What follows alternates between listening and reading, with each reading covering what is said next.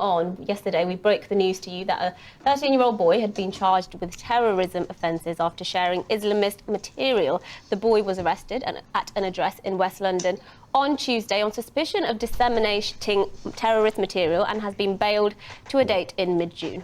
Well, the boy is among one of the youngest ever alleged extremists to be charged with terrorism in the UK. Now, last year, a teenager with far-right views who committed his first terror offence at age 13, so started young, was sentenced to a 24-month youth rehabilitation order. Yes, well, Dr. Rakib Ehsan is a research analyst and writer specialising in matters of social cohesion, race relations and public safety. Joins us now. Good morning, Rakib. Thanks for joining us on this. This is particularly concerning. One of the first questions I asked when our Home and Security editor, Mark White, broke the news to us yesterday was, 13 seems incredibly young to me. I mean, is this an exceptional case, this particular age?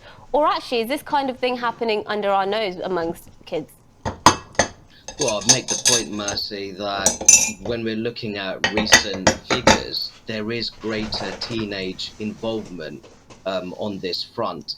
Up to the year to March 2021, 13% of suspects arrested for terrorism-related offences were under the age of 18, and that was an increase from the previous year's figure of 5%.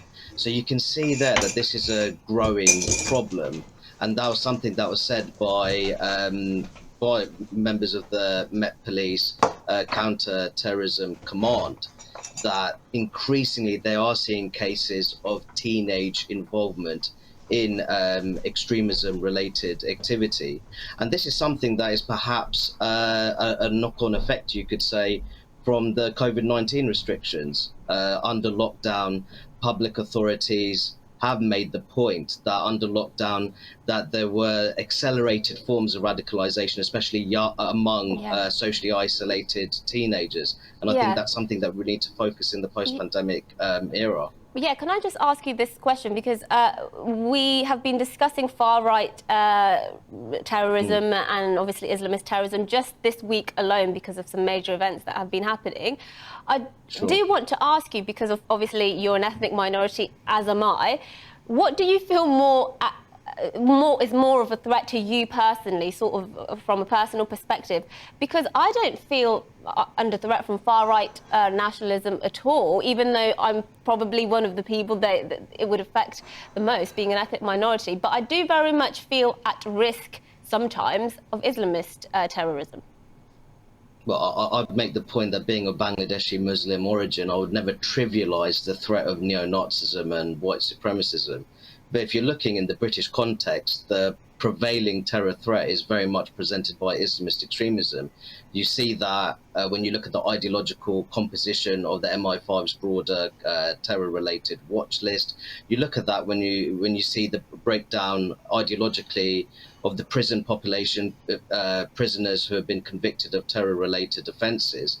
And ultimately, you look at the recent research, it's very clear that the principal terror threat in the West is presented by religious extremism, and that is almost exclusively radical Islamist terrorism.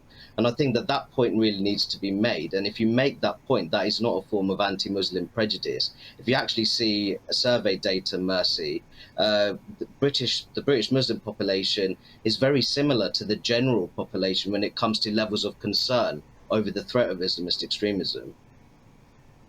Yeah, no, definitely. I mean, it is interesting to see that people are still getting involved with this from a young age, though. I mean, do you think that enough is done in schools to try to steer children away from this? Because I don't know the specifics of this case, of course, but, you know, if a child sees something, this person is a child, right, it's 13 years old. If a child sees something online, they might not be entirely aware that, you know, if you search for something on Google, for example, it can send off a signal, this, that and the other. Maybe we should be trying to educate them a bit better.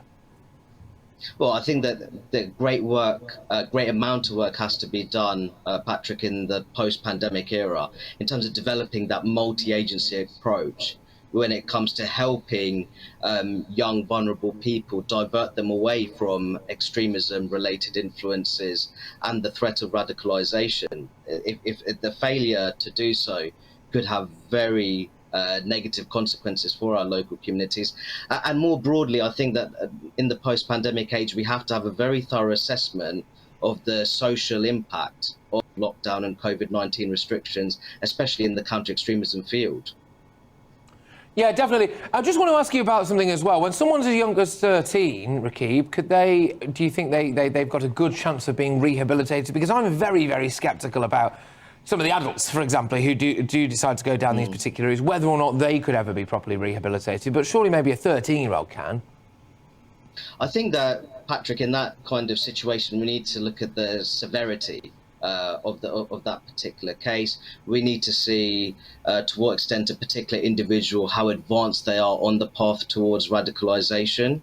And I think that what we have to do, we have to look at that on a case-by-case basis.